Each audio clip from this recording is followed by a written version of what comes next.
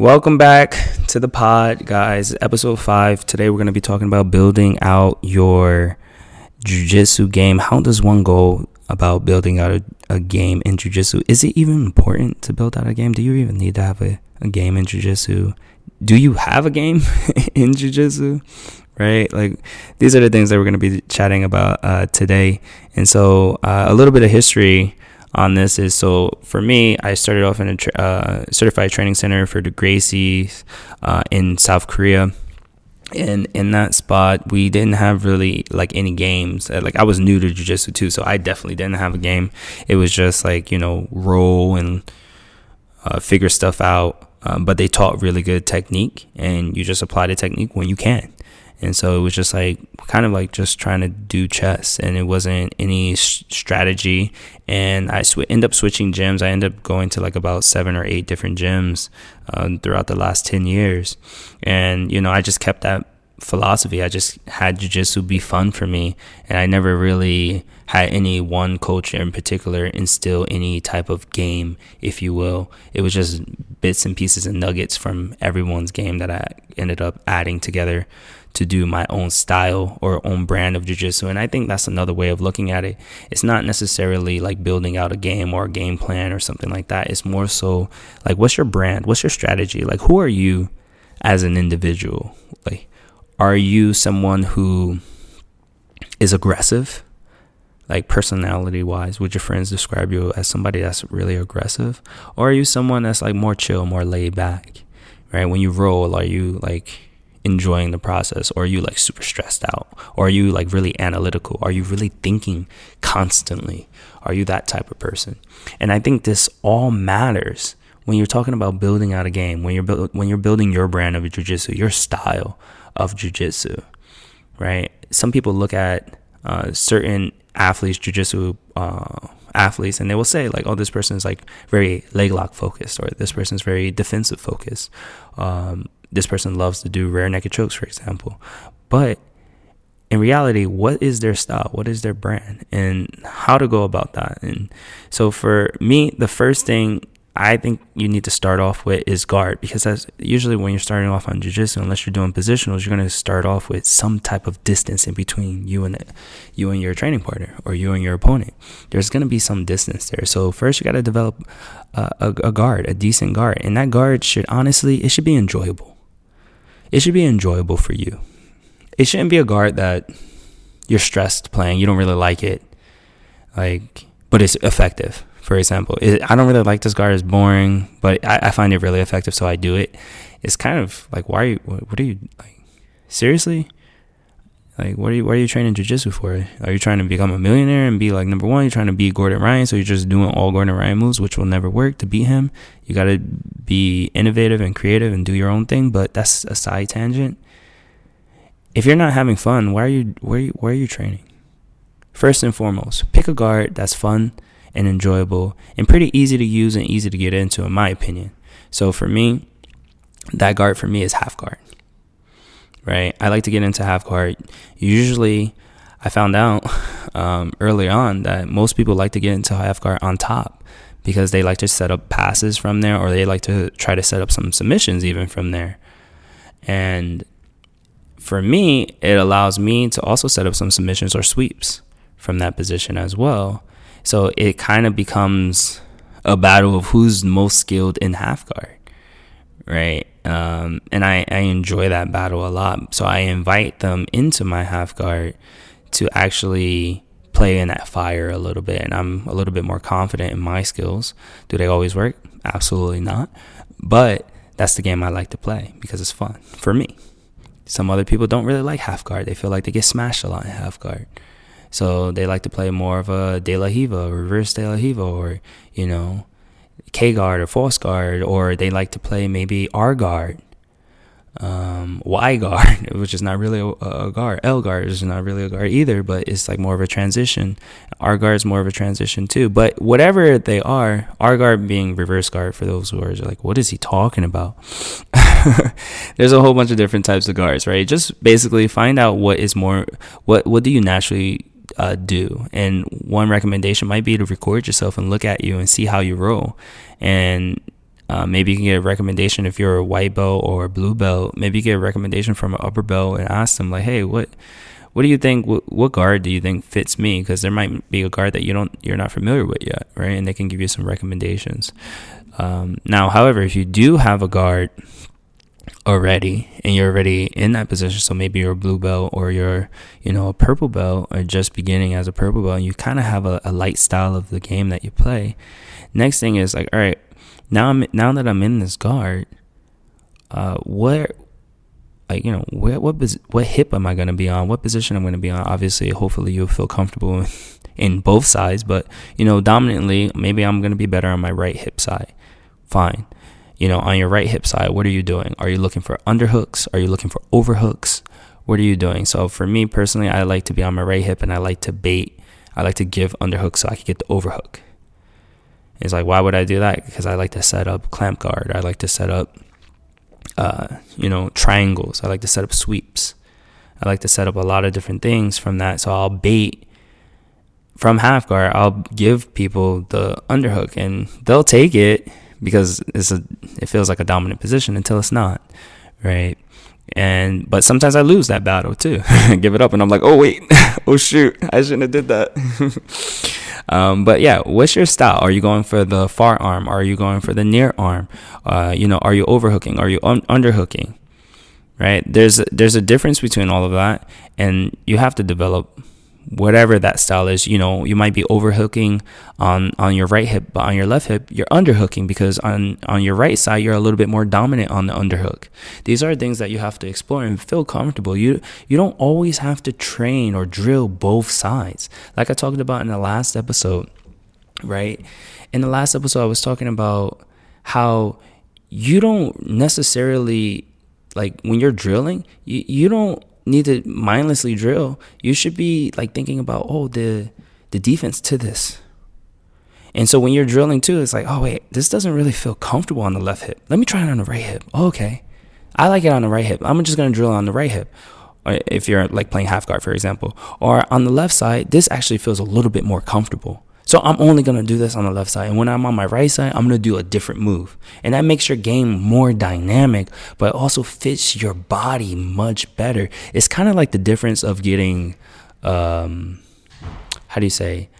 like a suit that is from Macy's that's just like off the rack versus getting like a custom tailored suit. Right? Drilling on both sides and just doing both moves on both sides, and one side is maybe not as efficient as the other. Is like that rack, that suit right off the rack. But having a fine tune, like on the right side I do this, on the left side I do that. That is that fine tailored suit that you got. That's very expensive, and that's where we want our games to be, right? And so if we were to move on from here, now that you got your game, that you understand what sides you're going to be playing and what you're going to be doing on both sides of those, right? And I said now that you got your game, I meant now that you have your guard and you're starting to develop your moves and your preferences for these moves, and you're going to notice these natural tendencies that you have. You're going to highlight what are your physical strengths. This is also very, very important because it's going to dictate what you're doing as well. Are you somebody that's really strong? Are you somebody that's really fast? Are you somebody that's really flexible? Right? These three things, I believe, it shouldn't be more than that. Maybe quick, but I'm going to just put that with fast. Those three things add up. A lot of people say, oh, he's just so strong. He should be less strong and do like jiu-jitsu more. Well, I would argue that strength is definitely a part of jiu-jitsu. If I'm holding somebody down and I'm able to hold you down because I'm stronger than you, well, guess what? You need to do better at jiu-jitsu if you want to get up. Don't say I need to do better at jiu-jitsu because I'm holding you down. It doesn't really work like that, especially if you're on the street. You can't complain that the person was so strong, that's why you couldn't get up. It doesn't make sense, especially if you're a black belt or what a color belt or whatever. Like, don't make an excuse. Let's just work around it. Same way, if you're strong, use your strength to your advantage. I'm not saying like, hurt people with your strength, but use it to your advantage, right? Just like if somebody was fast, they're going to use their speed to their advantage. And you should. If somebody's flexible, you should be using that flexibility to your advantage. You should not be going slow. or you should not be, going weak, or you should not be doing things that limiting yourself. If you're flexible, you should be using it. Like, why are we limiting ourselves for this quote unquote a technical aspect of jiu-jitsu? When you watch jiu-jitsu on ADCC or any of like Who's Number One or any of the high level competition, it's all about athleticism, speed, power, strength, and then technique too, right? I'm not saying these people are not technical. They're very technical, but also they have power, speed. They're training outside of off the mats, I should say. They're doing these things. So don't limit yourself to that just because maybe an upper belt said, hey, you should like hold back on the stream so you could develop XYZ. It's like, no, develop XYZ and be strong. Now they're really gonna suffer. They're saying that just so I tell all the less experienced grapplers in the gym whenever I roll with them, if they're bigger than me, dude, I should not be able to get up. You should be holding me down. I should not be able to get up because you're bigger and you're stronger than me. Now, obviously, when you move to try to submit me, there's going to be an opening for me to get up. And that's where my jiu-jitsu comes into play. But if you're just holding me down, I should not be able to get up. Right? You should have the technical skills to be able to do that, but also use your strength as well. So hopefully I'm painting that picture. Don't limit yourself. There's too many people like coming out with all of that stuff, and I heard it way too much in the various different gyms around the world that I trained at. And so the next thing is, and so important, so important, is really having a good grasp on these fundamentals. You have to have a strong grasp on these fundamentals. Now, what do I mean by the fundamentals? These key concepts that I'm talking about: grip fighting, posture control, limiting your training partner or your opponent from controlling your body and or your head, especially your head. So let's break this down. In a fight, or in a grappling match rather, whoever dominates the grips in the first initial exchange, whoever's winning on those grips, more likely than not is going to win on the position from where those grips advance. Whoever dominates is going to get a dominant position, usually. And then from the dominant position, usually that person, it leads to a submission hold. Usually, or it just leads to a person at bottom suffering, or the other person suffering. That's usually what happens. And so if I'm the person who's receiving, or at the receiving end of a person who has dominant grips, so I have inferior grips, I have these grips now I'm in the negative. And then that person advances to a dominant position. Now I'm really in a negative. I'm in a deep hole. Now I got to climb out of that hole just to get to neutral. And then I can advance. But in order for me to advance, I got to get dominant grips on that person. And then I can advance. Right? That's usually it's kind of like a seesaw in that sense. So grip fighting is extremely important. I tell everyone, to me, this is the most important. This is jiu-jitsu. Is grip fighting. Don't let them get superior grips. If we're doing an exchange at the beginning and you get a good grip on me, I'm backing out and resetting. I'm not moving forward into a worse position, regardless if I'm passing or getting passed. I'm resetting. If you're passing and you get headquarters on me, I got to reset. Right? Likewise, if I'm on top and I see you start setting up a false reap, I got to get out of that. I don't want to be there unless I'm tempting you to take your back or something, right? If you start getting backside 50-50 on me, I got to try to get out of that. I can't continue to try to advance. You got a K-guard locked up on me. I got to get out of that. Right? You start controlling my arm with a 2-on-1 with the feet on my hips, potentially on my shoulders. I got to get out of that. I can't advance because danger is waiting for me. right? And that's how you prolong your matches in jiu-jitsu. It's just recognizing these grips and recognizing where these grips lead and resetting. That's why matches at the highest levels, when you see black belts rolling with each other, to see a submission in 5 minutes is honestly pretty rare. It's pretty rare if they're on, like, if they're on the same level, if they're on the highest level. It's pretty rare. It might be like, I got you here and there, but usually matches go pretty long because they're always grip fighting. They're always grip fighting, breaking grips, getting new grips, breaking grips, getting new grips. And then somebody's going to take a risk. Somebody's going to take a gamble, and they're going to try something, and they might get caught or they might get it. No risk, no reward, right? But it's very important to make sure you're controlling that grip fight. And then next, we're going to go into posture control. Making sure you have good posture, but also you're breaking down your opponent's posture. Because if you can break down their posture, you're going to win. Right? If you get dominant grips and you break their posture, or you just break their posture and they're not able to do anything with their grips. So say you give them the grips that they want, but you're managing to break their posture down in a way that their grips are ineffective now. Now they don't have superior grips anymore. You do. And you're able to advance from there. Likewise, notice when they're breaking down your posture. Now your grips don't work as well. Right? If you're trying to do a butterfly sweep, but they break your posture, you're in half guard, but they crunch your head down to your chest or to your knees. Now you don't have no power to do a butterfly sweep. You have no power to elevate the person. You have no power to do really anything. But you got to go back to neutral, right? So these are the key concepts when we're trying to build a game. These are some key fundamental concepts that we got to focus on. Not necessarily technique. You put your arm here, you put your leg here, you grab this and twist and do that and invert and roll and do. No. No, that doesn't really matter. The most important thing is, am I controlling the posture? Am I advancing into a dominant position, or is the person advancing into a dominant position? I need to be able to recognize that, reset, and then try to assert my dominance. Who cares who you are? I don't care what belt you're wearing around your waist. I don't care how long you've been training. You're a person just like I'm a person, right? And I got to implement this strategy.